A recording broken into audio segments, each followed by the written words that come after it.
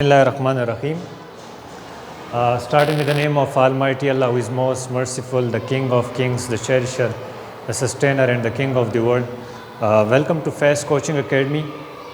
एक दफ़ा फिर आपके सामने एक और टॉपिक के साथ, एक नए टॉपिक के साथ हम आए हैं. ठीक है, फर्स्ट ईयर के कोर्स को ऑलरेडी हम स्टार्ट कर चुके हैं. ठीक है, और उसमें फ़र्स्ट चैप्टर सेल को हम पढ़ रहे थे. सेल में कुछ ऑर्गेनेलीज़ को हमने डिस्कस किया था. आज जिस ऑर्गेनेली को हम डिस्कस करने वाले हैं तो वो गोल्जी अपरेटस है. ठीक है, इनको हम गोल्जी कम्प्लेक्स भी कह सकते हैं. कुछ बुक्स में इनके लिए गोल्जी कम्प्लेक्स का वर्ड यूज़ हुआ है.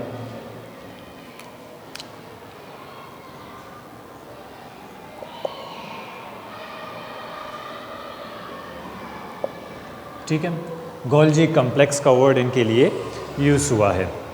अच्छा, इस सबसे पहले डिस्कवर किसने किया था? तो कैमिलियो गोल्जी 1898 में एक साइंटिस्ट थे जिन्होंने 1898 में इस ऑर्गेनेली को डिस्कस किया था. ठीक है, before we may moving towards its structure, let's discuss some of their functions as well. Golgi complex जो है एक ऐसी ऑर्गेनेली है जो कि प्रोटीन फॉर्मेशन में एक क्रूशल रोल रखती है. ठीक है, प्रोटीन फॉर्मेशन में इसका एक क्रूशल रोल है.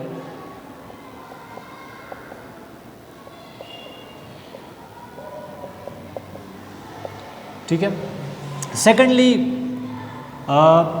इसको हम as a shoe factory an example ले सकते हैं. मिसाल के तौर पर शू फैक्ट्री में शूज़ की प्रोडक्शन भी होती है. ठीक है,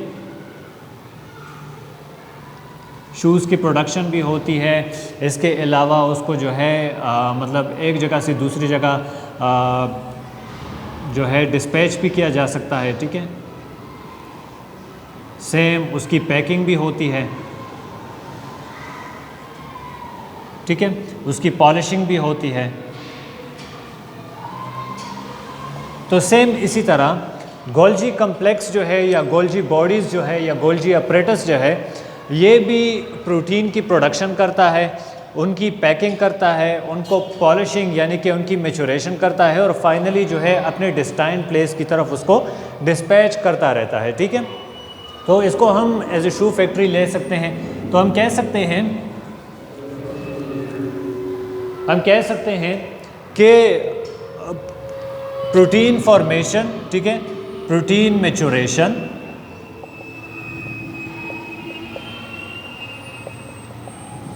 same protein packing and finally destined move to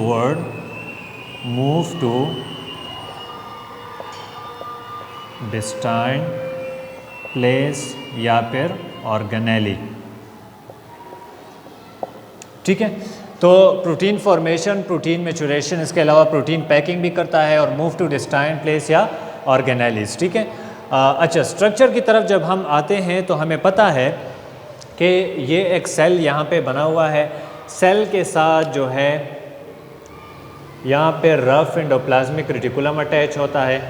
rough के साथ जो है स्मूथ एंडोप्लाज्मिक रेटिकुलम अटैच होता है. ये ऑलरेडी हमने पढ़ा हुआ है. स्मूथ एंडोप्लाज्मिक रेटिकुलम जो है ये एक और ऑर्गेनेली के साथ कनेक्ट होता है जिसको हम गोल्जी बॉडीज़ कहते हैं. ठीक है, इसको हम गोल्जी बॉडीज़ कहते हैं. ठीक है, अच्छा, अगर देखा जाए तो इस गोल्जी बॉडीज़ के कुछ वाल्स हैं. ठीक है, यानी कि इस तरह फ्लैटन मेम्ब्रेन बाउंडेड सैक्स हैं. ठीक है, क्लियर है? इसको हम कहते हैं सिस्टर्ना.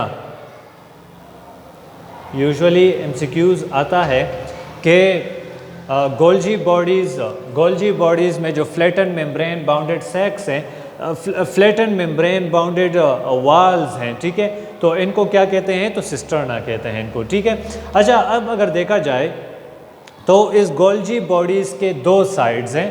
ठीक है, गोल्जी अपरेटस के या गोल्जी बॉडीज़ के दो साइड है. एक को हम सिस फेस कहते हैं. अगर ये डायग्राम मैं यहाँ पे बनाऊँ, ठीक है,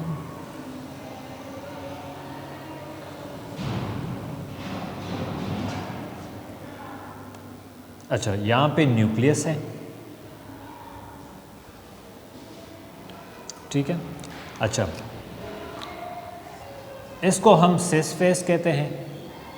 सिस फेज वो फेज है, सिस फेज वो फेज है जो कि टुवर्ड्स द न्यूक्लियस है, यानी कि न्यूक्लियस की तरफ है। और ट्रांस फेज वो फेज है जो कि टुवर्ड्स द प्लाज्मा मेम्ब्रेन है, यानी कि यहाँ पे प्लाज्मा मेम्ब्रेन है, ठीक है। तो वो साइड जो कि न्यूक्लियस की तरफ है उसको सिस फेज कहा जाता है, और जो फेज अगेंस्ट द न्यूक्लियस या टुवर्ड्स द प्लाज्मा मेम्ब्रेन है उसको हम ट्रांस फेज का नाम देते हैं, ठीक है। जबकि ये वाल्स जो हैं, इन वाल्स को हम सिस्टर्ना कहते हैं, ठीक है। तो ये गोल्जी बॉडीज़ के बारे में था, इसके फंक्शन ऑलरेडी हम डिस्कस कर चुके हैं। अच्छा, केपीके की बुक में एक वर्ड जो है इसके लिए यूज़ हुआ है, डिक्टायोसोम्स, ठीक है। तो डिक्टायोसोम किसे कहते हैं, यानी कि अगर मैं इस एक डिस्क को ले लूँ, ठीक है, इस एक डिस्क को ले लूँ जिसमें कुछ सिस्टर्ना पाए जाते हैं, उसको हम डिक्टायोसोम कहते हैं, ठीक है। अच्छा, इसके अलावा इसके फंक्शंस में कुछ पॉलीसेकेराइड की प्रोडक्शन भी होती है, ठीक है।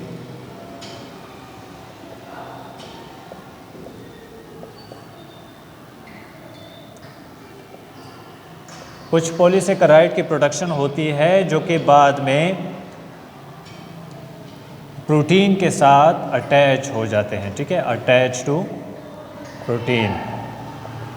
फॉर एग्ज़ाम्पल ग्लाइकोप्रोटीन इसके एक एग्ज़ाम्पल है, ग्लाइकोप्रोटीन, ठीक है। तो ये गोल्जी बॉडीज़ के बारे में था। गोल्जी बॉडीज़ को अगर मैं इसको समराइज़ करता जाऊँ तो गोल्जी अपरेटस को सबसे पहले एक साइंटिस्ट था कैमिलियो गोल्जी, जिन्होंने 1898 में इनको आइडेंटिफाई किया था, ठीक है। इसके जब स्ट्रक्चर की तरफ आते हैं तो इसमें कुछ फ्लैटन मेम्ब्रेन बाउंडेड बॉडीज़ होते हैं जिनको हम सिस्टर्ना कहते हैं, ठीक है। और इसके दो फेसेस होते हैं, एक होता है सिस फेस और एक होता है ट्रांस फेस। वो फेस जो कि न्यूक्लियस के टुवर्ड्स होता है उसको सिस फेस कहा जाता है, और जो कि न्यूक्लियस के अपोजिट होता है उसको हम ट्रांस फेस कहते हैं, ठीक है। डिक्टायोसोम ऑलरेडी हम पढ़ चुके हैं। इसके अलावा इसके जब फंक्शन की तरफ आते हैं तो गोल्जी बॉडीज़ जो है ये रिस्पॉन्सिबल है प्रोटीन फॉर्मेशन के लिए, प्रोटीन मेचुरेशन के लिए, प्रोटीन पैकिंग के लिए, मूव टू डिस्टाइन ऑर्गेनेलीज। इसके अलावा कुछ पॉलीसेकेराइड की प्रोडक्शन भी होती है, और वो पॉलीसेकेराइड बाद में जाके किसी प्रोटीन के साथ अटैच हो जाते हैं, ठीक है।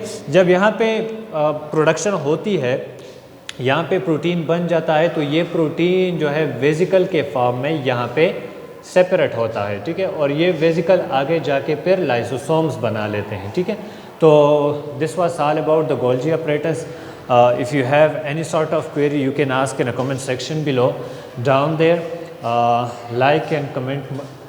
You should have to subscribe the channel for more videos, for more updates. Thank you so much.